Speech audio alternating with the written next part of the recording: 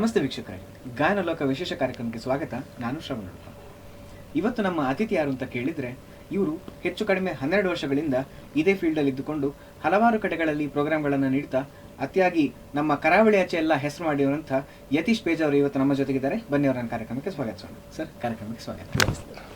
ಮೊದಲಾಗಿ ಹೇಗಿದ್ದೀರಾ? ಸೊ ಮೊದಲಾಗಿ ನಾನು ಹೇಳಬೇಕು ಅಂತಂದರೆ, ನೀವು 12 ವರ್ಷಗಳಿಂದ ಮಿಗಿಲಾಗಿ ನೀವೀಗ ಈ ಫೀಲ್ಡಲ್ಲಿ ಇರುವಂಥದ್ದು. ಇದರ ಪ್ರಾರಂಭ ಹೇಗಾಯಿತು? ನಿಮಗೆ ಒಂದು ಸಿಂಗಿಂಗಲ್ಲಿ ಇಂಟ್ರೆಸ್ಟ್ ಹೇಗೆ ಬಂತು?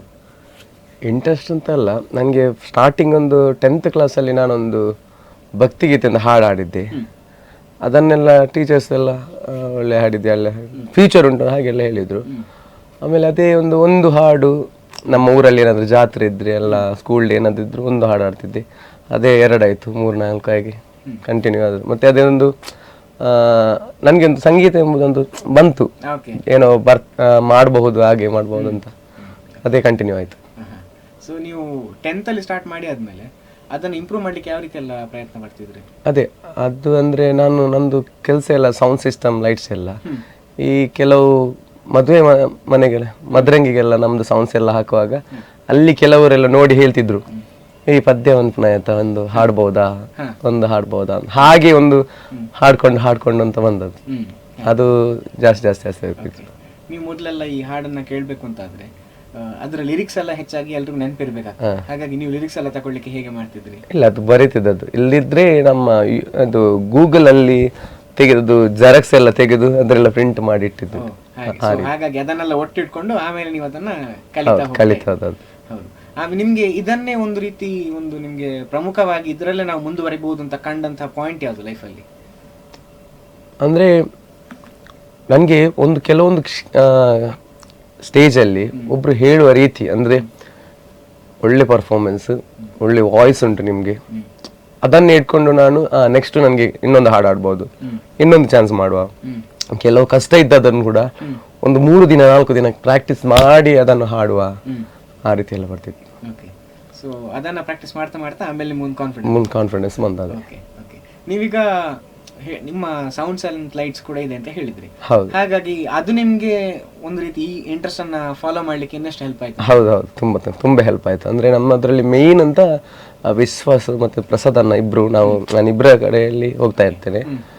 ಅವರಲ್ಲಿ ಕೂಡ ಹಾಗೆ ಒಂದು ವೇದಿಕೆಯಲ್ಲಿ ನಂಗೆ ಸೌಂಡ್ ಟೆಸ್ಟ್ ಮಾಡಬೇಕಾದ್ರೂ ಕೂಡ ಅವರದ್ದು ಟೆಸ್ಟ್ ಟೆಸ್ಟ್ ಮಾಡುವಾಗ ಗೊತ್ತಾಗ್ತದೆ. ಇಲ್ಲದಿದ್ರೆ ಬೇರೆ ಯಾರ್ದು ಪ್ರೋಗ್ರಾಮ್ ಇದ್ರೆ ಕೂಡ ನಾನೇ ಒಂದು ಹಾಡಿ ಅದನ್ನ ನಾನೇ ಟೆಸ್ಟ್ ಮಾಡಿ ಅವರಿಗೆಲ್ಲ ಈಸಿ ಆಗ್ತದೆ.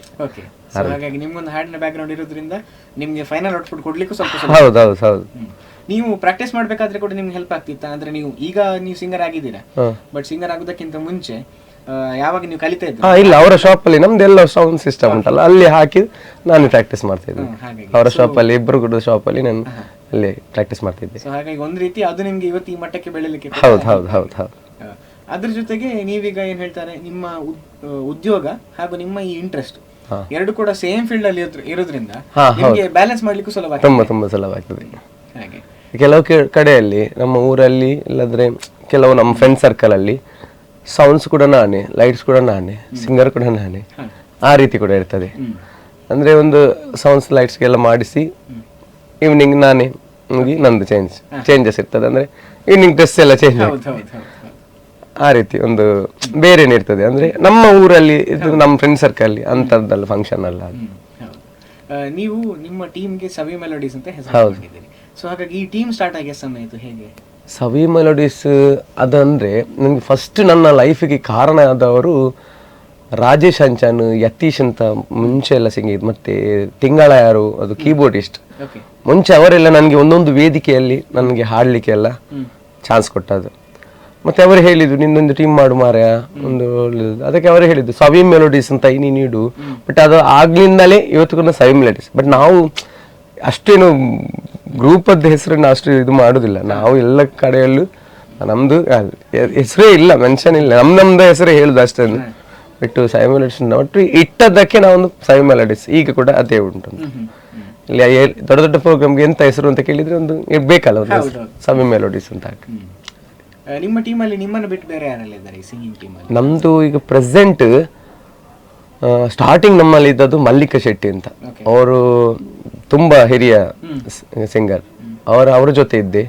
ಬಟ್ ಈಗ ಪ್ರೆಸೆಂಟ್ ಪ್ರಜ್ಞಾ ರಾವ್ ಕಟೀಲ್ ಮತ್ತೆ ವೈಷ್ಣವಿ ಭಟ್ ಅವರೆಲ್ಲ ಪ್ರೆಸೆಂಟ್, ಅವರಿಗೆಲ್ಲ ಚಾನ್ಸ್ ಎಲ್ಲ ಕೊಟ್ಟು ಈಗ ಅವರೇ ನನ್ನ ಜೊತೆ ಇದ್ದಾರೆ. ಅಂದ್ರೆ ನಮ್ಗೆ ಈಗ ಪ್ರೆಸೆಂಟ್ ಒಬ್ರು ಸೆಟ್ ಆದ್ರೆ ಅಂತ ಅಂತಲ್ಲ, ಅವರು ನಮ್ಗೆ ನಾಳೆ ಕೂಡ ಅದೇ ನಾವಿಗೆ ಎಲ್ಲ ಒಂದು ಮನ್ಪು ಸಾಂಗ್ ಹಾಗೆ ಹೇಳ್ತೇವೆ ನಾವು ಅವ್ರ ಹತ್ರ, ಅವ್ರು ರೆಡಿ ಆಗಿರ್ತಾರೆ ಗೊತ್ತಾಯ್ತಾ. ಅದು ನಮ್ಗೆ ಡೈಲಿ ಅದೇ ಮಾಡಿ ಮಾಡಿ ಮಾಡಿ ಅವರೇ ಸೆಟ್ ಆಗ್ತದೆ ಗೊತ್ತಾಯ್ತಾ. ಕೆಲವರು ಕರೀತಾರೆ ನಿಖಲ್ನ ಕೋಡೆದ ಆರೇ ಬರಡು ಅವರು ಬರ್ಲಿ ಹಾಗೆ ಅಂತ ಕರೀತಾರೆ. ಹಾಗಾಗುವ ಕೆಲವೊಮ್ಮನ್ನು ತುಂಬಾ ಜನ ಇದ್ದಾರೆ, ಸಿಂಗರ್ಸ್ ತುಂಬಾ ಇದ್ದಾರೆ ಬರುವವರು. ಬಟ್ ಅವರನ್ನೆಲ್ಲ ಯಾವ ಫಂಕ್ಷನ್ಗೆ ಬೇಕು ಅದು ಆ ರೀತಿ ಮಾಡೋದು. ನೀವು ಒಂದೇ ಸಿಂಗರ್ ಒಟ್ಟಿಗೆ ಕಂಟಿನ್ಯೂಸ್ ಆಗಿ ಏನಾದ್ರು ಪ್ರೋಗ್ರಾಮ್ ಮಾಡ್ತಾ ಇದ್ರೆ ಆಗ ನಿಮ್ಗೆ ಏನ್ ಹೇಳ್ತಾರೆ, ಜಸ್ಟ್ ಒಂದು ಕಾಲಲ್ಲಿ ಈ ಹಾಡು ಅಂತ ಹೇಳಿದ್ರೆ ನೀವು ಯಾವ ರೀತಿ ಹಾಡ್ಬೋದು ಅಂತ ಅವ್ರಿಗೆ ಗೊತ್ತಿರೋದು, ಅವ್ರು ಯಾವ ರೀತಿ ಹಾಡ್ಬೋದು ನಿಮ್ಗೆ ಗೊತ್ತಿರೋದು. ಕಮ್ಯುನಿಕೇಶನ್. ಹೌದು. ಸೊ ಅಂದ್ರೆ ನಿಮ್ಗೆ ಒಂದು ಕಾಲಲ್ಲಿ ನಿಮ್ಗೆ ಅಂದಾಜು ಇರ್ತದೆ ಈ ರೀತಿ ಬರ್ತದೆ. ನಾವು ಈ ಕಾಲಿ ಒಂದು ನಮ್ದು ಹೊಸತ್ ಏನಾದ್ರು ಸಾಂಗ್ ಇದ್ರೆ ಒಂದು ಮೆಸೇಜ್ ಮಾಡಿಬಿಡುದು, ಇಲ್ಲದಿದ್ರೆ ಯೂಟ್ಯೂಬ್ ತೆಗೆದು ಲಿಂಕ್ ಕಳಿಸಿಬಿಡುದು. ಮತ್ತೆ ಅವ್ರು ಕಲಿತಾರೇನೆ. ಹಾಗೆ. ಸೊ ಹಾಗಾಗಿ ಆ ಕಾನ್ಫಿಡೆನ್ಸ್ ಬಿಲ್ಡ್ ಆಗ್ತದೆ. ಹೌದೌದು, ಟ್ರಸ್ಟ್ ಇರ್ತದೆ. ಒಂದು ವೇಳೆ ಅದು ಕೂಡ ಇಲ್ಲದಿದ್ರೆ ನಾವು ಅಲ್ಲಿ ಕಾರಲ್ಲಿ, ಈಗ ಪ್ರಜ್ಞಾನ ಕಾರ್ ಉಂಟು, ಕಾರಲ್ಲಿ ಹೋಗುವಾಗ ಒಂದು 2 ಸಲ ಕೇಳಿಕೊಂಡ್ರೆ ಆಯ್ತು. ಅದು ಇಮಿಡಿಯೇಟ್ ಅಲ್ಲಿ ಹೋಗಿ ಇನ್ನೊಂದು ಸಲ ಅಲ್ಲಿ ಟ್ರ್ಯಾಕ್ ಹಾಕಿ ಹೋಗುವಾಗ ಸರಿ ಆಗ್ತದೆ, ಅಲ್ಲಿ ಹಾಡ್ಬೋದು. ನೀವೀಗ ಹೆಚ್ಚಾಗಿ ಬೇರೆ ಬೇರೆ ಪ್ರೋಗ್ರಾಮ್ಸ್ ಹೋಗ್ಬೇಕಾದ್ರೆ ಒಂದೊಂದ್ಸಲ ನೀವೇ MC ಮಾಡಿಕೊಂಡು ಅವರನ್ನೆಲ್ಲ ಒಮ್ಮೆಗೆ ಏನ್ ಹೇಳ್ತಾರೆ ಪ್ರೋಗ್ರಾಮ್ ಅನ್ನ ಕಂಡಕ್ಟ್ ಮಾಡಿ ಆಮೇಲೆ ನೀವು ಹಾಡ್ಬೇಕಾಗ್ತದೆ. ಹೌದು. ಸೊ ಹಾಗಾಗಿ MC ಇಂಟ್ರೆಸ್ಟ್ ಯಾವಾಗ ಬಂತು? MC ಅಂದ್ರೆ ನಾನು DJ ಕೀತು ಅಂತ ಇದ್ದಾನೆ, ಕೀರ್ತನ್ ಅಂತ ಹೇಳಿ, DJ ಕೀತು ಒಂದು ಲೋಗೋ. ಅವನ ಜೊತೆ ಮುಂಚೆ ನಾನು ಈ ಮೆಹಂದಿ ಫಂಕ್ಷನ್ಗೆಲ್ಲ ಜಸ್ಟ್ ಹೋಗ್ತಿದ್ದದ್ದು. ಅಂದ್ರೆ ಜಸ್ಟ್ ಅಲ್ಲಿ DJ ಅಲ್ಲಿ ಸ್ವಲ್ಪ ಈ MC ಮಾಡುವಂತ ಬಂತು. ಸೊ ಡಾನ್ಸ್ ಮಾಡಿ ಹಾಗೆ ಮಾಡಿ ಹೀಗೆ ಮಾಡಿ, ಕೈ ಎತ್ತಿಕೊನೀರಿ, ಕಾಲೆತ್ತಿಕೊನೀರಿ, ಒಂದು ಟವಲ್ ಅಲ್ಲಿ ಹೀಗೆ ಮಾಡಿ ಅದೆಲ್ಲ ಬರ್ತಿತ್ತು. ಅದನ್ನು ಸ್ವಲ್ಪ ಮಾತಾಡುವಾಗ ನನ್ಗೆ ಸ್ಟೇಜ್ ಇದ್ದು ಆಲ್ರೆಡಿ ಸಿಂಗ್ ಮಾಡ್ತಿದ್ದೇನೆ, ಮತ್ತೆ MC ಎಲ್ಲ ಅದು ಆಟೋಮೆಟಿಕ್ ಆಗಿ ಬಂದದ್ದು. ಅದು ಒಳಗೆ ಹೇಗೆ ಬಂದಿದೆ ಅಂತ ಗೊತ್ತಿಲ್ಲ MC ಅಂತ. ಬಟ್ ಈಗ ಪ್ರೆಸೆಂಟ್ ನನ್ಗೆ ಮೆಹಂದಿ, ಬರ್ತ್ಡೇ ಹೋಸ್ಟ್ ಎಲ್ಲ ಜಾಸ್ತಿ ಇರುದು. ಮದುವೆ ಕೂಡ ಉಂಟು. ಮದುವೆ ಅಂತ ಬಂದ್ರೆ, ರಿಸೆಪ್ಷನ್ ಅಂತ ಬಂದ್ರೆ ಒಂದೊಟ್ಟಿಗೆ ಫೀಮೇಲ್ ಸಿಂಗರ್. ಹಾಗೆ ಮೆಹಂದಿ ಅಂತ ಅಂದ್ರೆ ನಾನು MC ವಿತ್ ಸಿಂಗಿಂಗ್. ಒಂದು 7-7:30 ಸ್ಟಾರ್ಟ್ ಆಗ್ತದೆ, 8:30-9 ಗಂಟೆಗೆ ಒಂದು MC ಎಲ್ಲ ಮುಗಿಯುತ್ತದೆ. ಆಮೇಲೆ 1 hour ಒಂದು 6-7 ಹಾಡು ನಡೆಗೆ. ಸೊ ಹಾಗಾಗಿ ಈ ಕಡೆಯಿಂದ MC ಕೂಡ ಆಗ್ತದೆ, ಸಿಂಗಿಂಗ್ ಕೂಡ ಆಗ್ತದೆ. ಸೊ ನಿಮ್ಗೆ ಎರಡನ್ನ ಕೂಡ ಒಟ್ಟಿಗೆ ಮ್ಯಾನೇಜ್ ಮಾಡ್ಲಿಕ್ಕೆ ಕಷ್ಟ ಅಂತ ಆಗ್ತದೆ ಹೇಗೆ? ಇಲ್ಲ ಆಲ್ಮೋಸ್ಟ್ ಆಸ್ ಅ ಸಿಂಗರ್ ಸ್ವಲ್ಪ ಮಾತಾಡೋದು ಅಷ್ಟೇ. ಅದೇ ಇಬ್ರು ಹೋಗುವಾಗ ಅವರಿಗೆ ಕೂಡ ಸ್ವಲ್ಪ ಇದಾಗ್ತದೆ. ನಾನು ಸ್ವಲ್ಪ ಮಾತಾಡ್ತಾನೆ ಯಾವ್ದ್ರಲ್ಲಿ MC ಎಲ್ಲ ಮಾಡುವಾಗ ಅವರೆಲ್ಲ ರೆಡಿ ಆಗ್ತದೆ, ಕರೆಕ್ಟ್ ಕ್ಲಿಯರ್ ಆಗ್ತದೆ ಅದು. ಹಾಗೆ. ಸೊ ಹಾಗಾಗಿ ಅವರಿಗೆ ಪ್ರಿಪರೇಷನ್ ಟೈಮ್ ಕೂಡ ಸಿಗ್ತದೆ, ಹೌದು. ಈ ಕಡೆಯಿಂದ ಆಡಿಯನ್ಸ್ ಗೆ ಬೋರ್ ಕೂಡ ಆಗಲ್ಲ. ಅದೇ ಹಾಗೆ. ನೀವೀಗ ಏನ್ ಹೇಳ್ತಾರೆ 12 ವರ್ಷದಿಂದ ಹಾಡಿಕೊಂಡು ಬಂದಿದೆ ಅಂತ ಹೇಳಿದ್ವಿ. ನೀವು ಫಸ್ಟ್ ಹಾಡಿದ್ದು ಭಕ್ತಿಗೀತೆ, ಅದಾದ್ಮೇಲೆ ಬೇರೆ ಬೇರೆ ಯಾವ್ದೆಲ್ಲ ಟೈಪ್ ನ ಹಾಡುಗಳನ್ನ ಹಾಡ್ಲಿಕ್ಕೆ ಪ್ರಾರಂಭ? ಭಕ್ತಿಗೀತೆ, ಭಾವಗೀತೆ, ಕನ್ನಡ ಓಲ್ಡ್ ಸಾಂಗ್, ಅದು ಮತ್ತೊಂದು ನಡೆದಾಡುವ ಕಾಮನ ಬಿಲ್ಲು ಅಂತ ಹಾಡಿತ್ತು. ಅದನ್ನು ಈಗ್ಲೂ ಕೂಡ ನಮ್ ಜೊತೆ ಇದ್ದವರು ವಿಶ್ವ ಅಂತ ಅವರಿಗೆ ತಮಾಷೆ ಮಾಡ್ತಿದ್ದಾರೆ. ಇವನದ್ದು ಫಸ್ಟ್ ಇದ್ದದ್ದು ನಡೆದಾಡುವ ಕಾಮನ ಬಿಲ್ಲು, ಅದಕ್ಕೊಂದು ಹೇಳ್ತಾರೆ ಅವರು, ನಲ್ದಾಡುವ ಒತ್ತಿ. ಅಂದ್ರೆ ಆ ರೀತಿ ಆ ಟೈಮಲ್ಲಿ ಆ ರೀತಿ ಇತ್ತು. ಅಂದ್ರೆ ಆ ಸಾಂಗ್ ನನ್ಗೆ ಗೊತ್ತಿಲ್ಲ, ಒಂದು ಹಾಡನ್ನ ಆಡ್ತಿದ್ದೆ, ಬಟ್ ಅದು ಕರೆಕ್ಟ್ ಆಗಿತ್ತು, ಎಲ್ರಿಗೂ ಕೇಳುವಾಗಿತ್ತು. ಬಟ್ ಬೇರೆ ಕೇಳುವವರು ಕೂಡ ಹಾಗೆ ನಲಿದಾಡುವ ಇದ್ದಾರಲ್ಲ ಅವರು ಹಾಡು ಹೇಳ್ತಿದ್ದಾರೆ, ಅವ್ರು ಎಲ್ಲಿದ್ದಾರೆ ಪ್ರೆಸೆಂಟ್. ಅದೊಂದು ನನ್ಗೆ ಬೇಸ್ ಇತ್ತು, ಅದನ್ನೇ ಇಟ್ಕೊಂಡು ಈ ಲೆವೆಲ್ಗೆ ಬಂದೆ. ಸೊ ಹಾಗಿದ್ರೆ ಒಂದು ಹಾಡಿಗೆ ನಮ್ಮ ಮುಂದೆ ಯಾವ್ದಾದ್ರು ನಿಮ್ಮ ಇಷ್ಟದ ಹಾಡನ್ನ ಸರಿ. ನಿಂಗಾಗಿ ಹೇಳುವೆ ಕತೆ 100 ನಾನಿಂದು ನಗಿಸುವೆ ನಿನ್ನನು, ಇರುಳಲ್ಲು ಕಾಣುವೆ ಕಿರುನಗೆಯನು, ಕಣ್ಣಲ್ಲೇ ಹೂಚೆದ್ದ ಹೊಂಗನಸನು, ಜೊತೆಯಾಗಿ ನಡೆವೆ ನಾ ಮಳೆಯಲು, ಬಿಡದಂತೆ ಹಿಡಿವೆ ಕೈಯನು, ಗೆಳೆಯ ಜೊತೆಗೆ ಹಾರಿ ಬರುವೆ, ಬಾಣ ಎಲ್ಲೇ ದಾಟಿ ನಲಿವೆ, ನಗುವ ನಯನ ಮಧುರ ಮೌನ, ಮಿಡಿವ ಹೃದಯ ಇರೆ ಮಾತೇಕೆ. ಅದ್ಭುತವಾದ ಹಾಡು. Thank you. ಈಗ ಇದೆಲ್ಲ ಇಳೆಯರಾಜ ಅವರ ಹಾಡು. ಹೌದು. ಅಂದ್ರೆ ಆ ಟೈಮಲ್ಲಿ ತುಂಬಾ ತುಂಬಾ ಹೆಸರು ಮಾಡಿದಂತ ಹಾಡು. ನೀವು ಹಳೆ ಹಾಡು ಅಂತ ಹೇಳ್ಬೇಕಾದ್ರೆ ಯಾರದ್ದೆಲ್ಲ ಹಾಡುಗಳನ್ನ ಕೇಳ್ತಾ ಇದ್ರಿ? ಇಲ್ಲ, ನನಗೆ ಜಾಸ್ತಿ ಅಂದರೆ ನಮ್ಮ ಮನೆಯಲ್ಲಿ ರೇಡಿಯೋ ಎಲ್ಲ ಇತ್ತು. ಹಾ. ಮತ್ತೆ ಅದು DD1 ಚಾನಲ್, ಅದರಲ್ಲಿ ಚಿತ್ರಮಂಜರಿ ಅದೆಲ್ಲ ಬಂದಿತ್ತು ತುಂಬ ಮುಂಚೆ ಎಲ್ಲ. ಬಟ್ ನಮ್ಮ ತಾಯಿಗೆ ಹಾಡಂದ್ರೆ ಇಷ್ಟ. ತಾಯಿಗೆ ನಂತರ ಮನೆಯವರಿಗೆ ಹಾಡಂದ್ರೆ ಇಷ್ಟ. ಹಾಗೆಲ್ಲ ಹಾಡು ಆಡ್ತಿದ್ದು. ನನಗೆ 90s ಇದ್ದು, ನಾನು ಹುಟ್ಟಿದ್ದು 90ನೇ ವಿಷಯದಲ್ಲಿ. ಹಾಗಾಗಿ ಆ 90s ಇದ್ದೆಲ್ಲ ಸಾಂಗ್ಸ್ ಆಲ್ಮೋಸ್ಟ್ ನಾನೆಲ್ಲ ಕಲೆಕ್ಷನ್ ಮಾಡಿಟ್ಟಿದ್ದೇನೆ. ಆ ಇದರಲ್ಲಿ ಯಾವುದೆಲ್ಲ ಬರ್ತದೆ ಅದನ್ನೆಲ್ಲ ಆಲ್ಮೋಸ್ಟ್ ನನಗೆ ಅದು ತುಂಬ. ಅದು ನಾನೀಗ ಪ್ರೆಸೆಂಟ್ ನಮ್ಮ ಫೀಮೇಲ್ ಸಿಂಗರ್ ಕೂಡ ಅದೇ ಹೇಳುದು, ಓಲ್ಡ್ ಸಾಂಗ್ ಇಸ್ ಇಂಪಾರ್ಟೆಂಟ್ ಎಲ್ಲಿ ಕೂಡ. ಬಟ್ ಒಂದು ಮದುವೆ ಕಾರ್ಯಕ್ರಮ ಹೋದ್ರೆ ಕೂಡ ಉಂಟಲ್ಲ, ಈ ಸ್ವಲ್ಪ 90s ಅಂದ್ರೆ ನಮ್ಮ ತಾಯಿಯ ಏಜ್ ಅವರು ಉಂಟಲ್ಲ, ಆಲ್ಮೋಸ್ಟ್ ನಮ್ಮ ಕಾರ್ಯಕ್ರಮದಲ್ಲಿ ಎಲ್ರು ಕೂಡ ಸ್ವಲ್ಪ ಹೊತ್ತು ಕುತ್ಕೊಂಡು ಅಲ್ಲಿ ಕೇಳ್ತಾರೆ. ಅದು ನಮ್ಗೆ ಅದೇ ಖುಷಿ. ನಾನು ಕೂಡ ಪ್ರೆಸೆಂಟ್ ಹೇಳ್ತಾ ಇರ್ತೇನೆ, ಅಂದ್ರೆ ನಿಮ್ಗೆ ಯಾವ ಹಾಡು ಇಷ್ಟ, ಅಂದ್ರೆ ಓಲ್ಡ್ ಇಷ್ಟವಾ ನೀವು ಇಷ್ಟ, ಅದರಲ್ಲಿ ಕೂಡ ಸ್ವಲ್ಪ ಹೆಂಗಿದ್ದಾರೆ ಅವರಿಗಿಂತ ಕೂಡ ಬೇರೆನೆ ಉಂಟು, ಹೊಸ ಹಾಡು ಕೂಡ ಉಂಟು, ನಮ್ಮ ಹತ್ರ ಹಾಡು. ಜಾಸ್ತಿ ಮೂಮೆಂಟ್ ಅಂದ್ರೆ old song, old is gold ಅಂತ ಹೇಳ್ತಾರೆ ಹಾಗೆ. ಜಾಸ್ತಿ ಓಲ್ಡ್ ಸಾಂಗ್ ಹೈಯೆಸ್ಟ್. ನಿಮ್ಮ ಫೇವರೆಟ್ ಸಿಂಗರ್ಸ್ ಯಾರು ಹಳೆ ಟೈಮಲ್ಲಿ? SPB ಪ್ರೆಸೆಂಟ್ ಅವರೇ. ಆಮೇಲೆ ಈಗ ಪ್ರೆಸೆಂಟ್ ರಾಜೇಶ್ ಕೃಷ್ಣನ್, ಸೋನು ನಿಗಮ್. ನೀವು ಏನ್ ಹೇಳ್ತಾರೆ, ಕನ್ನಡ ಬಿಟ್ಟು ಉಳಿದ ಹಾಡುಗಳನ್ನ ಈಗ ಸದ್ಯಕ್ಕೆ ನಿಮ್ಮ ಪ್ರೋಗ್ರಾಮ್ ಅಲ್ಲಿ ಎಲ್ಲ ಹೆಚ್ಚು ಕಮ್ಮಿ ಕರಾವಳಿಯಲ್ಲೇ ಮಾಡೋದ್ರಿಂದ ಇಲ್ಲಿನ ಆಡಿಯನ್ಸ್ ಎಲ್ಲ ತುಳು ಮತ್ತು ಕನ್ನಡ ಆಗಿರೋದ್ರಿಂದ ಕನ್ನಡದಲ್ಲಿ ಹಾಡ್ತೇವೆ. ಹಾಗಂತ ಕೇಳಬೇಕಾದ್ರೆ ಬೇರೆ ಭಾಷೆ ಹಾಡುಗಳನ್ನ ತಮಿಳು 1-2-3 ಹಾಡ್ತೇವೆ. ಅದು ಕೂಡ ಅದು ತಮ್ಮ ಪ್ರೊನೌನ್ಸಿಯೇಷನ್ ಎಲ್ಲ ಕರೆಕ್ಟ್ ಇರುವುದಿಲ್ಲ, ಬಟ್ ಒಂದು ಕನ್ನಡದಲ್ಲಿ ಅದೊಂದು ಅಚ್ಚುಕಟ್ಟಾಗಿ ಬರೆದು ಹಾಗೆ ಹಾಡುವುದು. ಎಷ್ಟಷ್ಟು ಮಟ್ಟಿಗೆ ಸರಿಯಾಗ್ತದೆ ಗೊತ್ತಿಲ್ಲ, ಬಟ್ ನಾವು ಸ್ಪಷ್ಟವಾಗಿ ಹಾಡ್ತೇವೆ. ಎಷ್ಟರ ಮಟ್ಟಿಗೆ ಅದು ಆ ಲ್ಯಾಂಗ್ವೇಜ್ ಅಲ್ಲಿ ಬರುವಂತಹ ಈ ಸ್ಪಷ್ಟ ಉಚ್ಚಾರ ಅದೆಲ್ಲ ಸರಿ ಉಂಟಂತ ಗೊತ್ತಿಲ್ಲ ಅಷ್ಟೇ. ನೀವು ಹೀಗೆ ಸಾಧಾರಣವಾಗಿ ಕೂತ್ಕೊಂಡು ಹಾಡು ಕೇಳ್ಬೇಕು ಅಂತ ಆದ್ರೆ ಬೇರೆ ಯಾವ್ದೆಲ್ಲ ಭಾಷೆದು ಕೇಳ್ತೀರಾ? ಮಲಯಾಳಂ ಅದೆಲ್ಲ ತುಂಬಾ. ಮಲಯಾಳಂ ಅದರಲ್ಲಿ ಬ್ಯಾರಿ ಪಾಟ್. ನಾನು ಬ್ಯಾರಿ ಪಾಟಲ್ಲಿ ಮೊದಲು ನಮ್ಮೂರಲ್ಲಿ ಒಬ್ರು ಇದ್ರು ಮುಸ್ಲಿಂ ಅವ್ರು ನನ್ನ 10th ಅಲ್ಲಿ ಕರ್ಕೊಂಡು ಹೋಗಿದ್ರು, ಅಂದ್ರೆ ಮುಸ್ಲಿಂ ಹಾಡಿಗೆ, ಬ್ಯಾರಿ ಮಾಪ್ಲೆ ಪಾಟ್ ಅಂತ ಹೇಳ್ತಾರೆ. ಆ ಟೈಮಲ್ಲಿ ಅದೇ ಹೋಗ್ತಿದ್ದೆ. ಮತ್ತೆ ಅವರದ್ದೊಂದು ಮುಸ್ಲಿಂ ಹಾಡುಂಟು, ಅಂದ್ರೆ ಅವರ ದೇವರದೊಂದು ಹಾಡು, ಅದೆಲ್ಲ ನಾರ್ಮಲ್ ಆಗಿ ನಂಗೆ ಚಂದ ಬರ್ತಿತ್ತು. ಅಲ್ಲ, ಅದು ಒಂದು ಬಿಸ್ಮಿಲ್ಲಾ ಬಿಸ್ಮಿಲ್ಲಾ ಅಂತ ಒಂದು ಹಾಡು, ಅದು ಕೂಡ ಅವರು ಅದನ್ನು ನೋಡಿ ಅದರ ಕೋರಸ್ ಹಾಡ್ತಿದ್ದೆ. ಜಸ್ಟ್ ಬಿಸ್ಮಿಲ್ಲಾ ಬಿಸ್ಮಿಲ್ಲಾ ಹಾಗೆ ಹಾಡ್ತಿದ್ದೆ. ಅದನ್ನೇ ಆಲ್ಮೋಸ್ಟ್ ಈಗ ಕೂಡ ಅದೊಂದು ಒಳ್ಳೆ ಬರ್ತಾ ಇತ್ತು. ಅದು ಹಾಡು ಮುಸ್ಲಿಂ ಹಾಡಲ್ಲಿ ತುಂಬಾ ಇದು ಮಾಪ್ಲೆ ಪಾಟ್ ಅಂತಲ್ಲ, ಅದೆಲ್ಲ ತುಂಬಾ ಇಷ್ಟ ನನಗೆ. ಅದನ್ನೆಲ್ಲ ಜಾಸ್ತಿ ಕೇಳ್ತಾ ಇದ್ದೇನೆ. ಹಾಡು ಅಂತಲ್ಲ, ಹಾಡು ಅಂತ ಎಲ್ಲರೂ ಹಾಡು ಒಳ್ಳೇದೇ, ಬಟ್ ಕೆಲವೊಂದು ಸೆಲೆಕ್ಷನ್ ಕೆಲವೊಂದು ನಿಮ್ಗೆ ಜಾಸ್ತಿ ಇಷ್ಟ ಆಗ್ತದೆ ಅಷ್ಟೇ. ಹಾಗೆ ನೀವೀಗ ಹೆಚ್ಚಾಗಿ ಒಂದು ಹೊಸ ಹಾಡನ್ನ ಕೇಳ್ಬೇಕು ಅಂತ ಆದ್ರೆ ನಿಮ್ಗೆ ಇಷ್ಟ ಆಗ್ಲಿಕ್ಕೆ ನೀವು ಯಾವ್ದೆಲ್ಲ ಕ್ವಾಲಿಟೀಸ್ ಹುಡುಕ್ತೀರಾ ಆ ಹಾಡಲ್ಲಿ? ಅಂದ್ರೆ ಈಗ ಒಂದು ಹಾಡು ನಿಮ್ಗೆ ಇಷ್ಟ ಆಗ್ಬೇಕು ಅಂತಾದ್ರೆ ನಿಮ್ಗೆ ಆ ಹಾಡಲ್ಲಿ ಯಾವ್ದೆಲ್ಲ ಅಂಶ ಇದ್ರೆ ಬೇಗ ಇಷ್ಟ ಆಗ್ತದೆ? ಅಂದ್ರೆ ಒಳ್ಳೆ ಲಿರಿಕ್ಸ್ ಇರ್ತದೆ, ಲಿರಿಕ್ಸ್ ಇದ್ದದ್ದು, ಆಮೇಲೆ ಮ್ಯೂಸಿಕ್ ಟ್ಯೂನಿಂಗ್ ಎಲ್ಲ ಸೂಪರ್ ಇರ್ತದೆ. ಆಲ್ಮೋಸ್ಟ್ ಈಗ ನಮ್ದು ಅರ್ಜುನ್ ಜನ್ಯ ಅವ್ರದ್ದು ಮ್ಯೂಸಿಕ್ ಎಲ್ಲ ಆಲ್ಮೋಸ್ಟ್ ಒಳ್ಳೇದಿರ್ತದೆ. ಬಟ್ ಈಗಿನಂದಲ್ಲ, ಮುಂಚೆಯವರು ಕೂಡ ಒಳ್ಳೆದು ಇರ್ತಾರೆ. ಬಟ್ ಮ್ಯೂಸಿಕ್ ಮತ್ತೆ ಸಾಹಿತ್ಯ ಎಲ್ಲಿ ಉಂಟು ಅದರಲ್ಲಿ. ಈಗ ಲಾಸ್ಟ್ ಟೈಮ್ ನಾನು ಫೇಸ್ಬುಕ್ ಅಲ್ಲಿ ಒಂದು ಸ್ವಲ್ಪ ಮಟ್ಟಿಗೆ ಇದು ಆಗಿದೆ. ಫೇಸ್ಬುಕ್ ಅಲ್ಲಿ ಒಂದು ತುಳು ಹಾಡು ಮಾನಯನ ಅಂತ, ಅದಂದ್ರೆ ಎಲ್ಲ ಎಪಿಸೋಡ್ ಅಲ್ಲಿ ಕೂಡ ಮಾನಯನ ಫನ್ ಅದೊಂದು ತಾಯಿಗೆ ಒಂದು ಹಾಡುವಂತ ಒಂದು ಹಾಡು. ಬಟ್ ಅದು ಅವತ್ತೇ ಅದೊಂದು ಇಂಪ್ರೂವ್ಮೆಂಟ್ ಆಗಿದ್ದು. ಒರಿಜಿನಲ್ ಸಿಂಗರ್ ಮಿಥುನ್ ಅನ್ನ, ಆಮೇಲೆ ಸಾಹಿತ್ಯ ಬರೆದದ್ದು ದೇವದಾಸ್ ಕಾಪಗಾಡ್ ಅವ್ರದ್ದು ಒಂದು ಹಾಡು. ಅದು ಮುಂಚಿನಿಂದಲೂ ಕೂಡ ಎಲ್ಲ ಎಪಿಸೋಡ್ ಅಲ್ಲಿ ನಾನು ಅದು ಹಾಡಿದ್ದೆ. ನಮಗೋಸ್ಕರ ಈಗ ಇಲ್ಲಿ ಹಾಡ್ಬೋದು. ಅದು ತಾಯಿಗೆ ಇಷ್ಟವಾದಂತ ಒಂದು ಹಾಡು. ಮಾನಾಯನ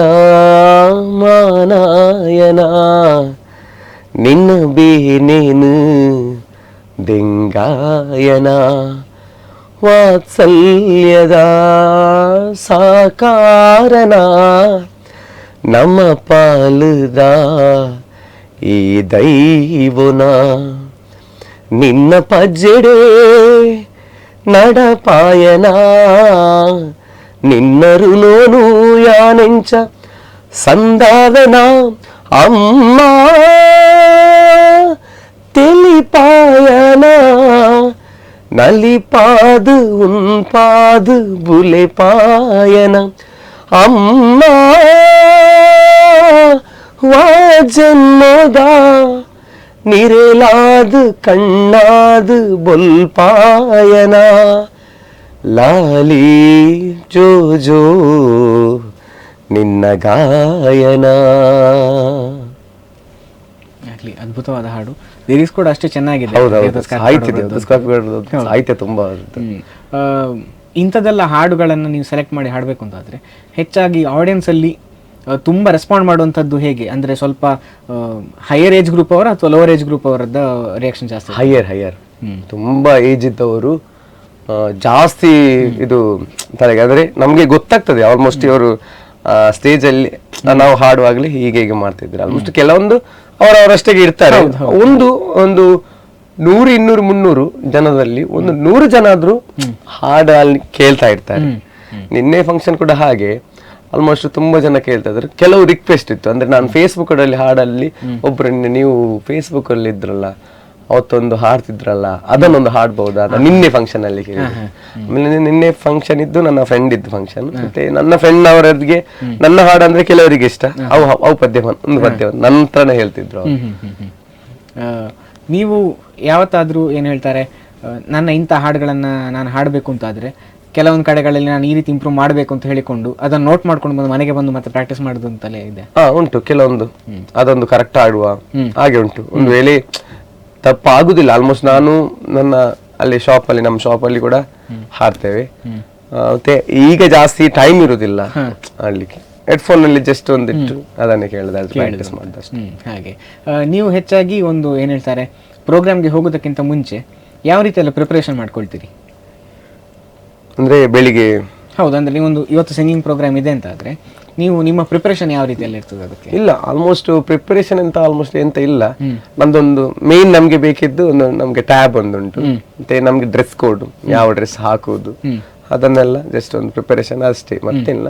ಮತ್ತೆ ನಮ್ದು ವಾಹನ ಒಂದು ಕರೆಕ್ಟ್ ಬೇಕು, ಅದನ್ನ ಪೆಟ್ರೋಲ್ ಎಲ್ಲ ಚೆಕ್ ಮಾಡಿ ಹೌದು ಅಷ್ಟೇ ಪ್ರಿಪರೇಷನ್ ಅಂದ್ರೆ ಅದೇ ಪ್ರೆಸೆಂಟ್.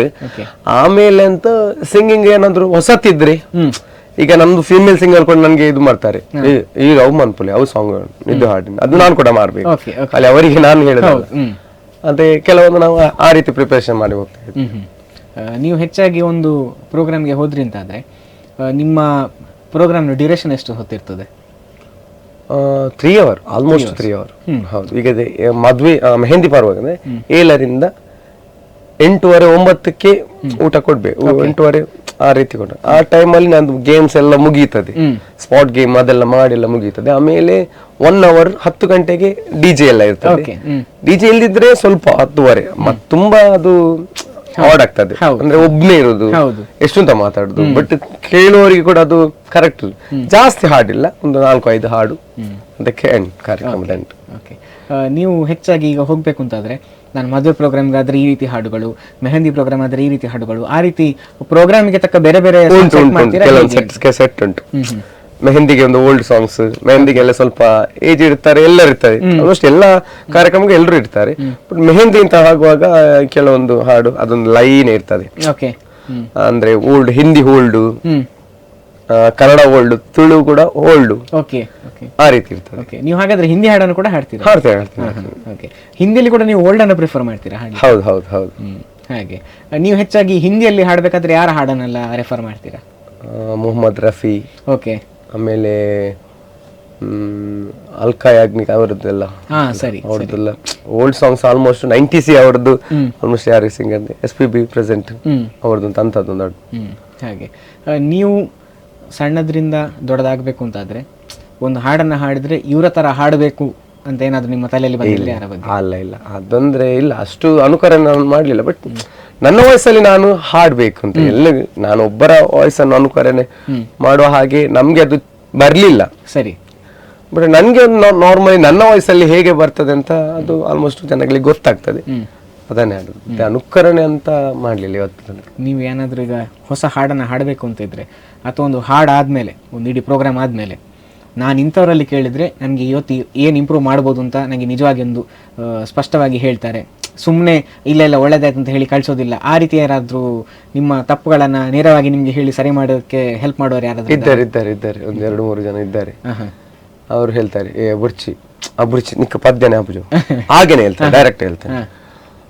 ಓಕೆ ಸಾಧಾರಣ ವೈದ್ಯನ್ ಹಾಡ್ಬೋದು, ಅದು ಸೂಪರ್ ಮಾರೆ, ಅದು ಸೇಮ್ ವಾಯ್ಸ್ ನಿಮ್ದಾಗಿ, ಆ ರೀತಿ ಕೂಡ ಹೇಳಿದವರು 4-5 ಜನ ಇದ್ದಾರೆ ನಮ್ಮ ಜೊತೆ. ಹಾಗಾಗಿ ಅವರಿಂದಾಗಿ ನಿಮ್ಗೆ ನಿಮ್ಮ ಪರ್ಫಾರ್ಮೆನ್ಸ್ ಹೇಗಾಗಿದೆ ಅಂತ ಕರೆಕ್ಟ್ ಆಗಿ ಹೌದು ಗೊತ್ತಾಗ್ತದೆ. ಅವ್ರು ಹೇಳ್ತಾರೆ ಸಣ್ಣ ಅವು ಶೋಕ್ ಆತು ಹಾಗೆ ಹೇಳ್ತಾರೆ. ಸರಿ ಇಲ್ಲ ಅಂದ್ರೆ ಸರಿ ಇಲ್ಲ ಅಂತ ಸರಿ ಇಲ್ಲ ಡೈರೆಕ್ಟ್ ಹೇಳ್ತಾರೆ, ಸತ್ಯ ಅಡ್ಡೆ ಆಯ್ತು ಜಿನ್ ಹಾಗೇನೆ ಹೇಳ್ತಾರೆ.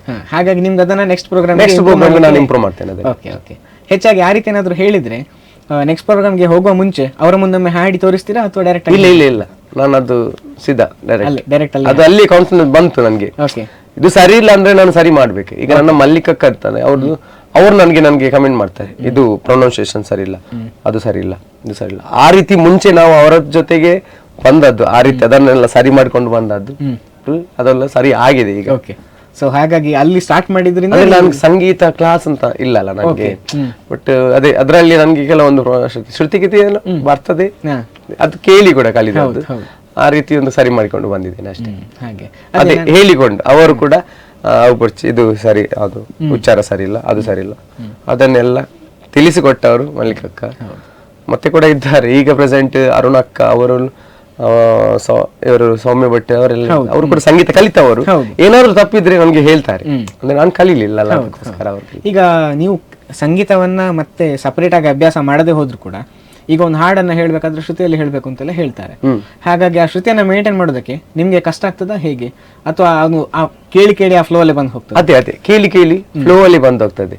ಈಗ ಆಲ್ಮೋಸ್ಟ್ ನನ್ಗೆ ಇದ್ದವರೆಲ್ಲರೂ ಸಂಗೀತ ಕಲ್ತವ್ರು, ನನ್ನ ಜೊತೆ ಇದ್ದವರು, ನಾನ್ ಕಲಿಲ್ಲ. ಬಟ್ ನನ್ನ ಸಂಗೀತ ಅವರಿಗೆ ಕರೆಕ್ಟ್ ಆಗ್ತದೆ ಅಂತ ಅನ್ಕೊಂತೇನೆ. ಅಂದ್ರೆ ಆಲ್ಮೋಸ್ಟ್ ಇದ್ದಿದ್ರೆ ಅವನು ಹೇಳ್ತಾರೆ ನನ್ನದು ತಪ್ಪಾಗಿದೆ, ಇದು ತಪ್ಪಾಗಿದೆ. ಸರಿ, ಬಟ್ ನಾನ್ ಕೂಡ ಅವರಿಗೆ ಕಮೆಂಟ್ಸ್ ಮಾಡ್ತೇನೆ. ಬಟ್ ನಾನು ಕಮೆಂಟ್ಸ್ ಮಾಡುವಾಗ ಇಲ್ಲ, ಯಾಕಂದ್ರೆ ನಾನು ಸಂಗೀತ ಕಲಿಲ್ಲ. ಬಟ್ ನನ್ನದು ಕಮೆಂಟ್ ಕೂಡ ಅವ್ರು ಕೇಳ್ತಾರೆ. ಅಂದ್ರೆ ನನ್ ವೇದಿಕೆಯಲ್ಲಿ ನಾನು ಸ್ವಲ್ಪ ಜಾಸ್ತಿ ಹೋಗಿದ್ದೇನೆ ಅಂತ ಅಷ್ಟೇ.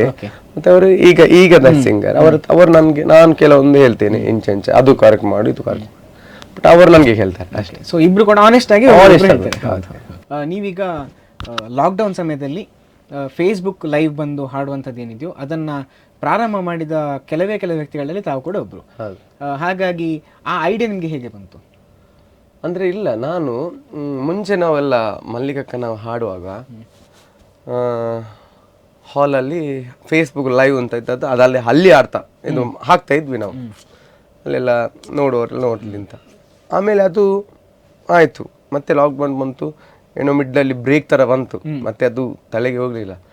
ಮನೆಯಲ್ಲಿ ಇರುವಾಗಲೇ ನನ್ನೊಬ್ಬರು ಫ್ರೆಂಡ್ ಮನೆಗೆ ಬಂದಿದ್ದ, ನಾನೊಂದು ಟ್ಯಾಬ್ ಇಟ್ಕೊಂಡು ಸ್ಪೀಕರ್ ಎಲ್ಲ ಇತ್ತು ಆಲ್ರೆಡಿ, ಹಾಡ್ತಿದ್ದೆ.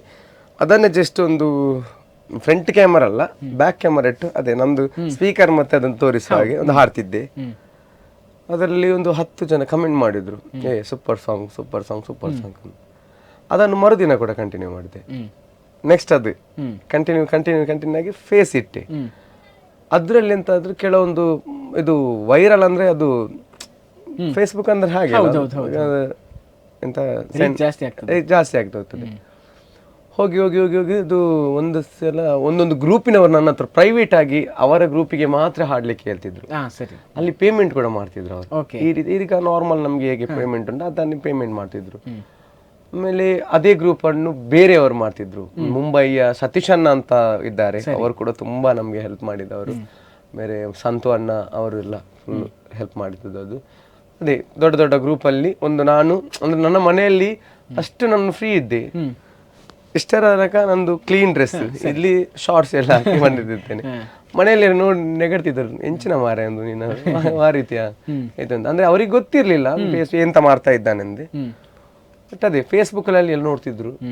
ಒಂದ್ ಲೆಕ್ಕದಲ್ಲಿ ನೋಡಿದ್ರೆ ನೀವು ನಿಮ್ಮ ಹಾಡಿನ ಮೂಲಕ ಯಾವ ಪ್ರೋಗ್ರಾಮ್ ಇಲ್ದಿದ್ರು ಕೂಡ ಮನೇಲಿ ಕುತ್ಕೊಂಡು ಒಂದು ಇದು ಸಂಭಾವನೆ ಪಡ್ಕೊಳ್ತಿದ್ದು ಹೇಳಿದ್ರೆ ಒಂದ್ ಲೆಕ್ಕದಲ್ಲಿ ನಿಮ್ಮ ಜೀವನಕ್ಕೆ ಕೂಡ ಹೆಲ್ಪ್ ಆಯ್ತು. ಹೌದು. ಆ ಟೈಮಲ್ಲಿ ಎಂತದ್ದು ಇಲ್ಲ, ಯಾರಿಗೂ ಹೋಗ್ಲಿಕ್ಕೂ ಇಲ್ಲ. ಹೌದು, ಅದೇ ನನ್ಗೆ ಒಂದು ದೊಡ್ಡ ಇದಾಗಿದೆ ಲೈಫ್ ಅಲ್ಲಿ. ಅಂದ್ರೆ ಜಾಸ್ತಿ ಸಂಭಾವನೆ ಅಂತಲ್ಲ, ಆಲ್ಮೋಸ್ಟ್ ಆ ಟೈಮಿಗೆ ಆಗುವಷ್ಟು. ಹೌದು, ಆ ಸಮಯದಲ್ಲಿ ಖರ್ಚಿಗೆ ಬೇಕಾದಷ್ಟು ಸಂಭಾವನೆ. ಹೌದು, ನೀವಾಗ ಕರಾವಕೆಲ್ಲ ಹಾಡಿ ಏನ್ ಹೇಳ್ತಾರೆ ಹಾಕಿ ಅಥವಾ ಟ್ರ್ಯಾಕ್ ಹಾಕಿ.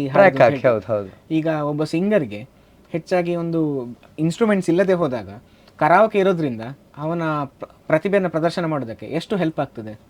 ತುಂಬ ತುಂಬ ತುಂಬ ಹೆಲ್ಪ್. ಒಂದು ಟೈಮಲ್ಲಿ ನಾನು ಸ್ಟಾರ್ಟಲ್ಲಿ ಹಾಡುವಾಗ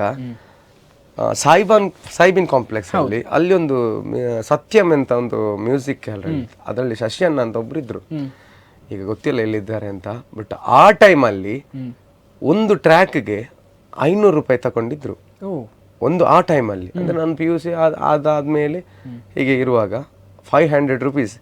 ಇದೇ ನಮ್ದು ಮುಂಗಾರ್ಮಳೆಯ ಇದು ನಮ್ದು ಗಣೇಶದ್ದು ಅನಿಸುತ್ತಿದೆ, ಆ ಟ್ರ್ಯಾಕ್ಗೆ 500 ರೂಪಾಯಿ ನಾನು ಕೊಟ್ಟು, ಆ ಟೈಮಲ್ಲಿ ನನ್ನ ಮಾವ ಎಲ್ಲ, ನನ್ನ ಬಾಚು ಮಾವ ಅಂತ ಇದ್ದಾರೆ, ಅವರೆಲ್ಲ ತುಂಬಾ ಟೈಮ್ ಸಪೋರ್ಟ್, ಈಗಲೂ ಕೂಡ ಸಪೋರ್ಟ್.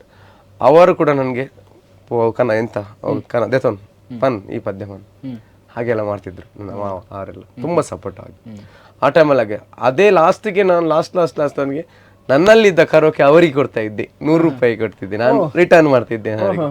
100 ಎಂಡ್ ಡೌಬೋಡಿರಿಗೆ ಹಾಗೆ ಕೇಳ್ತಿದ್ದೆ. ಬಟ್ ನನ್ನ ಹತ್ರ ಟ್ರ್ಯಾಕ್ ಎಲ್ಲ ನನಗೆ ಬಂತು. ಬಟ್ ಈಗ ನಾರ್ಮಲ್ ಯಾವ ಟ್ರ್ಯಾಕ್ ನಮ್ಮ ತಮ್ಮಂದಿರು ಇದ್ದಾರೆ ಅವರೇ ಮಾಡ್ತಾರೆ, ಮನೆಯಲ್ಲೇ ಹೋದ್ರೆ ಯಾವ ಟ್ರ್ಯಾಕ್ ಕೂಡ ಎನಿ ಒನ್ ಟ್ರ್ಯಾಕ್ ಸಂಭಾವನೆ ಅಂತ ಕೊಡ್ಲಿಕ್ಕೆ ಇಲ್ಲ, ಎಂತ ಇಲ್ಲ, ನಮ್ಮವರೇ ಹೋಗ್ಬೋದು ಇರೇಗಾವು ಹಾಗೆ ಮಾಡ್ತಾ ಇದ್ದಾರೆ. ಮತ್ತೆ ಈಗ ಹೈಯೆಸ್ಟ್ ಯೂಟ್ಯೂಬ್ ಅಲ್ಲಿ ಕೂಡ ಸಿಗ್ತಾ ಇದ್ದಲ್ಲ? ಯೂಟ್ಯೂಬ್ ಅಲ್ಲಿ ಆಲ್ಮೋಸ್ಟ್ ಸಿಗ್ತದೆ ಜಾಸ್ತಿ. ಯೂಟ್ಯೂಬ್ ಅಲ್ಲಿ ನಾವು ಇದು ಪ್ಲೇ ಮಾಡ್ತಿದ್ವಿ, ಕರೋಕೆ ಮಾಡುವವರು ತುಂಬಾ ಜನ ಇದ್ದಾರೆ ಯೂಟ್ಯೂಬ್ ಅಲ್ಲಿ ಹಾಕಿ. ಒಂದ್ ಲೆಕ್ಕದಲ್ಲಿ ನೋಡಿದ್ರೆ ಹಾಗಾದ್ರೆ ಕರಾವಕೆ ಇರುವಂತದ್ದು ಸಿಂಗರ್ಸ್ಗೆ ತುಂಬಾ ಪ್ಲಸ್. ಹೌದು, ಯಾರು ಇಲ್ಲದೆ ಹೋದ್ರು ಕೂಡ ಅವರಿಗೆ ಒಂದು ಹಾಡ್ಲಿಕ್ಕೆ ಅನುಕೂಲ. ಈಗ ಆಲ್ಮೋಸ್ಟ್ ಈಗ ತುಂಬಾ ಸಿಂಗರ್ಸ್, ಓವರ್ ಆಲ್ ತುಂಬಾ ಸಿಂಗರ್ಸ್ ಅಂದ್ರೆ ಈ ಕರೋಕೆ ಬಂದು ಆಮೇಲೆ ಫೇಸ್ಬುಕ್ ಲೈವ್ ಅಲ್ಲಿ ತುಂಬಾ ಡೈಲಿ ಸಿಂಗರ್ಸ್ ಇದ್ದಾರೆ. ಕೆಲವೊಮ್ಮೆ ನನ್ಗೇನೆ ಬೈತಾರೆ ಮಾರೆ, ಇನ್ನು ಫೇಸ್ಬುಕ್ ಲೈವ್ ಮಾಡಿ ಮಾರಿ, ಈಗ ಎಲ್ರು ಕೂಡ ಸಿಂಗರ್ ಅಂತ. ಒಳ್ಳೊಳ್ಳೆ ಸಿಂಗರಿಗೆ ಕೂಡ ಇವತ್ತು ಇದಿಲ್ಲ, 1-2 ಸಿಂಗ್ ಮಾಡೋದು, ಮತ್ತೆ ಒಂದು ಆಲ್ಬಮ್ ಸಾಂಗ್ ಮಾಡುದು, ಮತ್ತೆ ಅವರನ್ನು ನೋಡ್ಲಿಕ್ಕೆ ಇಲ್ಲ. ಈಗ ಅವರೊಂದು ದೊಡ್ಡ ಜನ ಅಂದ್ರೆ ಅಷ್ಟು ಜನ ಆಗ್ತಾರೆ ಈಗಿನ ಪ್ರೆಸೆಂಟ್ ಸಿಚುವೇಶನ್ ಎಲ್ರದ್ದು ಹಾಗೇನೆ. ಬಟ್ ಕೆಲವೊಂದು ಒಳ್ಳೆ ಸಿಂಗರ್ಸ್ ಎಲ್ಲ ಇಲ್ಲ, ಕೆಲವರಿಗೆ ಚಾನ್ಸಸ್ ಎಲ್ಲ ತುಂಬಾ ಕಮ್ಮಿ ಉಂಟು. ಅದೇ ಪ್ರಾಬ್ಲಮ್ ಈಗ. ಅಂದ್ರೆ ಅಲ್ಲ, ಎಲ್ರು ಮನೆಯಲ್ಲಿ ಈಗ ಕರೋಕೆ ಎಲ್ಲ ಬಂದು ಎಲ್ರು ಸಿಂಗರ್ ಆಗಿದ್ದಾರೆ ಹಾಗೆ. ನೀವೀಗ ಹೇಳಿದ್ರಿ ಕಾಂಪಿಟೇಷನ್ ಜಾಸ್ತಿ ಆಗ್ತಿದೆ. ಹೌದು. ಕಾಂಪಿಟೇಷನ್ ಜಾಸ್ತಿ ಆಗ್ಬೇಕಾದ್ರೆ ಕೂಡ ನೀವು ಈ ಫೀಲ್ಡ್ ಅಲ್ಲಿ ರೆಲೆವೆಂಟ್ ಆಗಿ ಉಳಿಬೇಕು ಅಂತಾದ್ರೆ ನಿಮ್ಮ ಎಫರ್ಟ್ ಯಾವ ರೀತಿಯಲ್ಲ ಇದೆ ಅದರಲ್ಲಿ? ಇಲ್ಲ, ನಮ್ದು ಎಂತ ಎಫರ್ಟ್ ಅಂತ ಎಂತ ಇಲ್ಲ. ಬಟ್ ನಮ್ದು ಓನ್ಲಿ ನಮ್ಮ ಸಂಗೀತವನ್ನು ನಾವು ಯಾವ ರೀತಿಯನ್ನು ತಗೊಂಡಿದ್ದೇವೆ, ಆ ದೇವರು ನನಗೆ ಹೇಗೆ ಕೊಟ್ಟಿದ್ದಾರ ಆ ರೀತಿಯಾಗಿ ಹಾಡಿ ಹೋಗುತ್ತಲ್ಲ, ಅದನ್ನು ಬಿಟ್ಟು ಬೇರೆ ಬಿಲ್ಡಪ್ ಹೇಗೆ ಯಾವ ರೀತಿ ಮಾಡುವುದು, ಅದೇ ದೇವರೇ ಕೂಡ ನಮ್ಗೆ ಮನಸ್ಸು ಕೊಡ್ಬೇಕು. ಅದೇ ಎಂತ ಮಾಡ್ತಾರೆ ಗೊತ್ತಿಲ್ಲ. ಇನ್ನು ಆಲ್ಮೋಸ್ಟ್ ಈಗ ನಮ್ಗೆ ಕೂಡ ಅಷ್ಟೇ, ಈ ವರ್ಷದಿಂದ ಈ ವರ್ಷ ತನಕ ಮಾತ್ರ ಸಿಂಗರ್ಸ್ ಏತು ಮಾರಾಯಣಕ್ಕೆ ಆಯ್ನೆ ಪೋಯಿ ವರ್ಷ ಆಯ್ನೆ ಈ ವರ್ಷ ಆಯ್ನೆ. ಒಂದು ಮದುವೆ ಫಂಕ್ಷನ್ ನನ್ನನ್ನು 3 ಸಲ 4 ಸಲ ಕೂಡ ಕರೆದು 5 ಸಲ ಕೂಡ ಕರೆದಿದ್ದಾರೆ. ಬಟ್ ಅವರಿಗೆ ಈಗಲೂ ನಾನೇ ಇದ್ದೇನೆ ಅಂದ್ರೆ ತೊಂದರೆ ಇಲ್ಲ. ಆಯ್ ಮನ್ಪೆ ಮಾರ, ಆಯ್ ಶೋಕ್ ಮನ್ಪೆ, ತೊಂದರೆ ಮಧ್ಯಾಹ್ನ ಹಾಗಿರ್ತವರು ಕೂಡ ಇದ್ದಾರೆ. ಬಟ್ ಒಂದು ಫಂಕ್ಷನ್ ಪೊಯ್ ಸಲ ಆರ್ ಬೈದೇರು, ಈ ಸಲ ಬೇತೆ ಮನ್ಪೆ ಹಾಗೆ ಇರ್ತಾರೆ ಕೆಲವರು. ಹಾಗಾಗಿ ಒಂದ್ ವೇಳೆ ಏನಾದ್ರು ಕೆಲವು ಕಸ್ಟಮರ್ಸ್ ತುಂಬಾ ಲಾಯಲ್ ಆಗಿದ್ರೆ ಅದೇ ಸಾಕಾಗ್ತದೆ. ಹಾಗೆ ಹೆಚ್ಚಾಗಿ ನೀವು ಏನಾದ್ರು ಒಂದು ಕಡೆ ಪ್ರೋಗ್ರಾಮ್ ಕೊಟ್ಟವರು ಬೇರೆ ಕಡೆ ಸಿಗ್ಬೇಕಾದ್ರೆ ಪರಿಚಯ ಹಿಡಿದು ಮಾತಾಡ್ಸೋದು ಅಂತೆಲ್ಲ ಇದೆ ನಿಮ್ಗೆ? ಇದೆ. ಲಾಸ್ಟ್ ಟೈಮ್ ಸೂಪರ್, ಒಳ್ಳೆ ನೆಕ್ಸ್ಟ್ ಲೆವೆಲ್ ಮಾಡಿದ್ದೀರಾ ಹಾಗೆಲ್ಲ ಮಾತಾಡ್ತಾ ಇದ್ದಾರೆ. ಹಾಗೆ ಸೊ ಈಗ ಒಂದು ಯಾವ್ದಾದ್ರು ನಿಮ್ಮ ಇಷ್ಟದ ಹಾಡು ನಮ್ಮ ಮುಂದೆ ಬರ್ಬೋದಾ? ಹಿಂದಿ ಒಂದು ಹಾಡು. ಓಕೆ ಸರಿ. ಮೇರೆ ರಂಗ್ ಮೇ ರಂಗನೆ ವಾಲಿ ಪರಿ ಹೋ ಯಾ ಹೋ, परियों की रानी या हो मेरी प्रेम कहानी, मेरे सवालों का जवाब दो ना, मेरे रंग में रंगने वाली परी हो या हो, परियों की रानी या हो मेरी प्रेम कहानी, मेरे सवालों का जवाब दो ना. ಆಗಲಿ, ಮತ್ತೊಂದು ಅದ್ಭುತವಾದಂತಹ ಹಾಡು. Thank you. ನೀವೀಗ ಕನ್ನಡ, ತುಳು, ಹಿಂದಿ 3 ಭಾಷೆಯಲ್ಲಿ ಹಾಡ್ತೀರಿ, ಜೊತೆಗೆ ತಮಿಳಲ್ಲಿ ಕೂಡ ಹಾಡ್ತೀರಿ ಅಂತ ಹೇಳ್ತೀರಿ. ನಿಮಗೆ ತುಂಬ ಕಂಫರ್ಟೇಬಲ್ ಆಗಿ ಹಾಡ್ಲಿಕ್ಕೆ ಆಗುವಂತಹ ಭಾಷೆ ಯಾವುದು? ಪ್ರೆಸೆಂಟ್ ನಮ್ಮ ಉರ್ದು, ನಮ್ಮ ತುಳು ಭಾಷೆ, ಆಮೇಲೆ ಕನ್ನಡ. ಹಾಗೆ ನೀವು ಹೆಚ್ಚಾಗಿ ಏನಾದರೂ ಬೇರೆ ಭಾಷೆದನ್ನು ಹಾಡಬೇಕಾದ್ರೆ ಕೆಲವರು ಬಂದು ನಮ್ಗೆ ಇದೇ ಭಾಷೆಯಲ್ಲಿ ಇಂಥ ಹಾಡಬೇಕು ಅಂತ ರಿಕ್ವೆಸ್ಟ್ ಕೊಟ್ಟದಿದೆಯಾ ನಿಮ್ಮಲ್ಲಿ? ಉಂಟು ತುಂಬ. ಈ ಮಲಯಾಳಮ್ಸ್ ಆಲ್ಮೋಸ್ಟ್ ಈ ತಲಪಾಡಿಗೆ ಹೋದ್ರೆ ಹಾಗೆ ಇರ್ತದೆ, ಜಾಸ್ತಿ ಅವರು ಇರ್ತದೆ. ಕೆಲವೊಂದು ನಾನು ಟ್ರೈ ಮಾಡಿದ್ದೆ. ಹ್ಮ್ ಅದೊಂದು ಫಾತಿಮಾ ಅಂತ ಉಂಟು, ಕಲ್ಬಾಮ್ ಫಾತಿಮಾ, ಅದೆಲ್ಲ ಹಾಡ್ಬೋದು. ಹ್ಮ್ ಅದು ಅವ್ರದ್ದೇ ಲ್ಯಾಂಗ್ವೇಜ್, ಅದನ್ನೆಲ್ಲ ನೋಡಿ ಓಕೆ. ಹಾಡ್ತಿದ್ದದೆಲ್ಲ ಮಲಯಾಳಮಲ್ಲಿ. ಹಾ. ಒಂದು ಎರಡು ಮೂರು ಟ್ರೈ ಮಾಡಿದ್ದೀನಿ. ಮತ್ತೆ ಆಲ್ಮೋಸ್ಟ್ ಕ್ರಿಶ್ಚಿಯನ್ ಕೂಡ ನಾನು ಒಂದೆರಡು ಹಾಡ್ತೆ. ಅದು ಕೂಡ ಫೇಸ್ಬುಕ್ ಲೈವ್ ಅಲ್ಲಿ ಬಂದದ್ದೆಲ್ಲ ಅದನ್ನೆಲ್ಲ ಪ್ರಾಕ್ಟೀಸ್ ಮಾಡ್ತಿದ್ದದ್ದು, ಕ್ರಿಶ್ಚಿಯನ್ ಸಾಂಗ್ಸ್. ಅದು ಅದೊಂದುಂಟು, ಅದರಲ್ಲಿ ಒಂದು ಕ್ರಿಶ್ಚಿಯನ್ ಸಾಂಗ್ ಅಲ್ಲಿ ಒಂದು ಎರಡು ಸಾಂಗ್ ಹಾಡ್ತಿದ್ದೆ. ಬ್ಯಾರಿ ಆಲ್ಮೋಸ್ಟ್ ಒಂದೆರಡು ಬರ್ತಿತ್ತು ಹಾಗೆ. ನೀವೀಗ ಆಗ ಒಮ್ಮೆ ಹೇಳುವಾಗ ನಾವು ಹೇಳಿದ್ವಿ ಕಾಂಪಿಟೇಷನ್ ಜಾಸ್ತಿ ಆಗ್ತಿದೆ ಅಂತ. ಎಲ್ಲರೂ ಸಿಂಗರ್ಸ್ ಆಗಲಿಕ್ಕೆ ಹೊರಟ್ರೆ ನಿಜವಾದ ಸಿಂಗರ್ ಸಿಗೋದ್ರಿಂದ ಪೆಟ್ಟಿದೆಯಾ? ಪೆಟ್ಟಿದೆ, ಇದೆ ಇದೆ, ಆಲ್ಮೋಸ್ಟ್ ಇದೆ. ಹೇಗೆ ಪೆಟ್ಟಿದೆ ಅದರಲ್ಲಿ? ಅಂದರೆ ಈಗ ಒಂದು ಮದುವೆ ಕಾರ್ಯಕ್ರಮಕ್ಕೆ ಫ್ಯಾಮಿಲಿಯವರಲ್ಲಿ ಒಂದು 4 ಜನ ಒಂದೆರಡು ಹಾಡುವವರಿದ್ದರೆ ಅವತ್ತಿದ್ದು ಅವರ ಮದುವೆ ಕಾರ್ಯಕ್ರಮಕ್ಕೆ ಬೇರೆಯವರನ್ನು ಕರೆಯುವುದನ್ನು ನಿಲ್ಲಿಸ್ತಾರೆ ಅವರು. ಅಂದರೆ ಒಳ್ಳೆಯ ಹಾಡುವವರು, ಪ್ರೊಫೆಷನಲ್ ಸಿಂಗರ್ನವರು ನಿಲ್ಲಿಸ್ತಾರೆ. ನಮ್ಮೊಟ್ಟು ಗುಲ್ಲೇರು ಮಾರೆ, ನಮ್ಮ ಆಲ್ಪನ್ ಪಲ್ ಮೋಲ್ 5-6 ಹಾಡಿದ್ರೆ ಅವರ ಕಾರ್ಯಕ್ರಮ ಅವರ ಮನೆಯಲ್ಲಿ ಅಲ್ಲಿಗೆ ಹೋಗ್ತದೆ ಅದು. ಆಮೇಲೆ ಅದರಲ್ಲಿ ಬೇರೆಯವರನ್ನು ಕರಕು ಪ್ರೊಫೆಷನಲ್ಗೆ ಸ್ವಲ್ಪ ಅಲ್ಲಿ ಒಂದು ಪೆಟ್ಟು ಬೀಳ್ತದೆ. ಅದರ ಜೊತೆಗೆ ನಾವೇನಾದ್ರೂ ನೋಡಿದ್ರೆ, ಈಗ ಪ್ರೊಫೆಷ್ನಲ್ ಆಗಿ ಹೋಗ್ತಾರೆ ಅಂತ ಆದರೆ ತಮ್ಮ ಪ್ರಕಾರ ಒಬ್ಬ ಈಗ ಕಲಿಯುವಂಥ ಸಿಂಗರ್ ಪ್ರೊಫೆಷ್ನಲ್ ಸಿಂಗರ್ ಆಗಬೇಕು ಅಂತಿದ್ರೆ ಏನನ್ನ ಯಾವ ವಿಷಯದ ಮೇಲೆಲ್ಲ ಅವ್ರು ಫೋಕಸ್ ಮಾಡಬೇಕಾಗ್ತದೆ?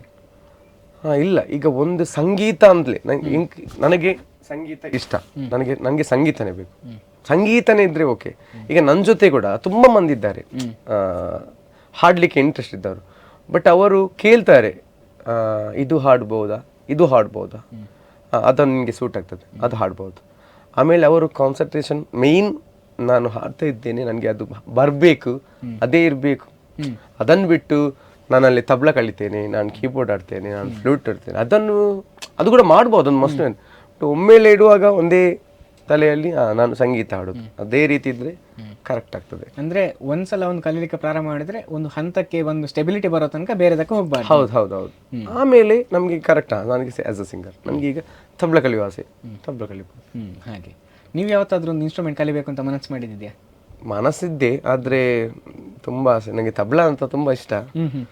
ಬಟ್ ಅದು ಚಿಕ್ಕವರಿಂದಲೇ ಬಂದ್ರೆ ಒಳ್ಳೇದು. ಈಗ ಅದು ಎಷ್ಟು ಹೇಳಿದ್ರೆ ಅಷ್ಟೇನಂತ ಕತೆ. ನೀವು ಯಾವತ್ತಾದ್ರೂ ಏನು ಹೇಳ್ತಾರೆ, ನಿಮ್ಮ ಟೀಮಲ್ಲಿ ಹಾಡಬೇಕು ಅಂತಾದರೆ ಕೆಲವೊಂದು ಹಾಡು ಕೇಳಿದ ಕೂಡಲೇ ಓಕೆ ಇದು ಇವತ್ತಿನ ಪ್ರೋಗ್ರಾಮ್ನ ಇಡೀ ಸಾಂಗ್ನ ಹೈಲೈಟ್ ಇದು ಅಂತ ನಿಮ್ಗೆ ಅನ್ಸಿದ್ಯಾ? ಹೌದು. ಓಕೆ, ಒಂದು ಹಾಡು ಯಾವುದಾದ್ರೂ ಅದನ್ನೊಂದು 2 ಸಲ ಹಾಡ್ಬೋದು, ಅಂದ್ರೆ ಅವ್ರ ರಿಕ್ವೆಸ್ಟ್. Okay, again. ಸೊ ನಿಮ್ಗೆ ಅದು ಹಾಡುವಾಗಲೇ ಗೊತ್ತಾಗ್ತದೆ ನೆಕ್ಸ್ಟ್ ಈಗ ರಿಕ್ವೆಸ್ಟ್ ಬರ್ಲಿಕ್ಕೆ ಅದೇ ಅದು ಹೇಳ್ತಾರೆ, ಅದನ್ನು ಇನ್ನೊಮ್ಮೆ ಹಾಡಿ ಅಂತ. ಹಾಗೆ ಹಾಡಿದುಂಟು ತುಂಬ. ಸರಿ, ನೀವೀಗ ಆಗ ಹೇಳಿದ್ರಿ ನಾನು ಹೆಚ್ಚಾಗಿ ಬೇರೆಯವ್ರಿಗೂ ಚಾನ್ಸ್ ಕೊಡ್ತಾ ಇರ್ತೇನೆ ಅಂತ. ನೀವು ಚಾನ್ಸ್ ಕೊಡಬೇಕು ಅಂತಂದರೆ ಅವರಲ್ಲಿ ಮೊದಲು ನೋಡೋ ಕ್ವಾಲಿಟೀಸ್ ಏನು? ಅದೇ ಕರೆಕ್ಟ್. ಅವರು ನಿಜವಾಗಿ ನಮಗೆ ಎಂತ ಗೊತ್ತುಂಟ, ನಮಗೆ ನಾವೊಂದು ವೇದಿಕೆ ಒಬ್ರಿಗೆ ಕೊಟ್ಟರೆ, ಅಂದರೆ ಈಗ ಆಲ್ಮೋಸ್ಟ್ ನಿಮ್ಗೆ ಈಗ ಆಸೆ ಉಂಟು, ನಿಮ್ಗೆ ನಮ್ಮ ಹತ್ರ ಯಾವುದೇ ಸ್ವಾರ್ಥ ಇಲ್ಲದ ನಿಮ್ಗೆ ನಾವು ಕಲಿಸಿದ್ರೆ ಉಂಟಲ್ಲ, ಆಲ್ಮೋಸ್ಟ್ ನೀವು ಅಲ್ಲಿ ಬಿಲ್ಡ್ ಆದ್ರೂ ಉಂಟಲ್ಲ, ನಿಮ್ಮ ಹಿಂದೆಯಿಂದ ಸ್ವಲ್ಪ ಒಂದು ಅರ್ಧದಷ್ಟು ನಾವು ಕೂಡ ನಮ್ಗೆ ಕೂಡ ಒಂದು ಹೆಸರು ಇರ್ತದೆ, ಅವನು ಕಲಿಸಿಕೊಟ್ಟದ್ದು. ಈಗ ಕೆಲವರು ಮಕ್ಕಳು ಎಲ್ಲ ಊರಿನಲ್ಲಿ ಕೆಲವರಿಗೆ ಹೇಳಿದದ್ದು, ಅವ್ರ ತಾಯಿಯವರು ಹೇಳ್ತಾರೆ ನನ್ನ ಮಗಕ್ಕೆ ಚಾನ್ಸ್ ಕೊಡ್ತೀನಿ ಹಾಗೆ, ಅದೊಂದು ಸ್ವಲ್ಪ ನಮ್ಮ ಹತ್ರ ಇರ್ತದೆ. ಬಟ್ ಅವರು ಉಳಿಸುವುದು ಅದು ಮತ್ತೆ ಅವ್ರಿಗೆ ಬಿಟ್ಟದ್ದು, ನಮ್ಗೆ ಗೊತ್ತಿಲ್ಲ. ಬಟ್ ಅವರಲ್ಲಿ ಅವರೊಂದು ಚಿಕ್ಕದೊಂದು ಮನೆಯವರದ್ದೊಂದು 2 ಮಾತಿರ್ತದೆ, ಅದೊಂದು ಹಾಗೆ. ಹೇಗಿದ್ರು ಕಲಿಸಿಕೊಟ್ಟದ್ದು ಅಂತೆಲ್ಲ ಮಾತಾಡ್ತಿದ್ದೇವೆ, ಹಾಗಾಗಿ ಇನ್ನೊಂದು ಹಾಡು ಯಾವ್ದಾದ್ರು ಬರ್ಬೋದಾ ನಮಗೆ? ಎಸ್, ಒಂದು ಭಾವಗೀತೆ ಹಾಡು, ನಂದು ಫೇವರೇಟ್ ಅದು. ಸಪ್ತ ಸಾಗರದಾಚೆ ಎಲ್ಲೋ ಸುಪ್ತ ಸಾಗರ ಕಾದಿದೆ, ಮೂಳೆಯ ದಳೆಗಳ ಮೂಕ ಮರ್ಮರ ಇಂದು ಎಲ್ಲಿಗೂ ಹಾಯಿತೆ, ಯಾವ ಮೋಹನ ಮುರಳಿ ಕರೆಯಿತು ದೂರ ತೀರಕ್ಕೆ ನಿನ್ನನು, ಯಾವ ಬೃಂದಾವನವು ಸೆಳೆಯಿತು ನಿನ್ನ ಮಣ್ಣಿನ ಕಣ್ಣನು, ನಿನ್ನ ಮಣ್ಣಿನ ಕಣ್ಣನು.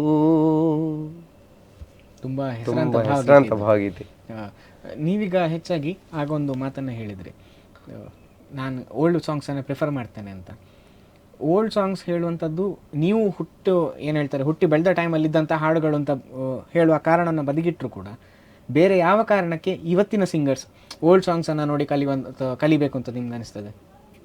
ಅಲ್ಲ, ಆಲ್ಮೋಸ್ಟ್ ಓಲ್ಡ್ ಸಾಂಗ್ಗೆ ಡಿಮ್ಯಾಂಡ್ ಜಾಸ್ತಿ. ಈಗ ಪ್ರೆಸೆಂಟ್ ಬರುವವರು ಕೂಡ ಉಂಟಲ್ಲ, ಆಲ್ಮೋಸ್ಟ್ ಅವ್ರು ಕೇಳ್ತಾರೆ. ಈಗ ಪ್ರಜ್ಞನಿಗೆ ಕೆಲವೊಂದು ಹಾಡು ಗೊತ್ತಾಗೋದಿಲ್ಲ, 90s ಇದ್ದೆಲ್ಲ ಅದು ಅಷ್ಟೊಂದು ಇಲ್ಲ, ಅದನ್ನು ನೀನು ಕಲಿಬೇಕು. ನಾನು ಹೇಳ್ತೇನೆ ಅದು ಕನ್ಫರ್ಮ್ ಆಗಿ ಅದು ಒಳ್ಳೆ ಹಾಡು. ತುಂಬ ಜನ ಕೇಳ್ತಿದ್ದಾರೆ, ಬಟ್ ಅವ್ರಿಗೆ ಪ್ರೆಸೆಂಟ್ ಅಲ್ಲ, ಅವ್ರಿಗೆ ಗೊತ್ತಿರುತ್ತಿಲ್ಲ ಕೆಲವರು.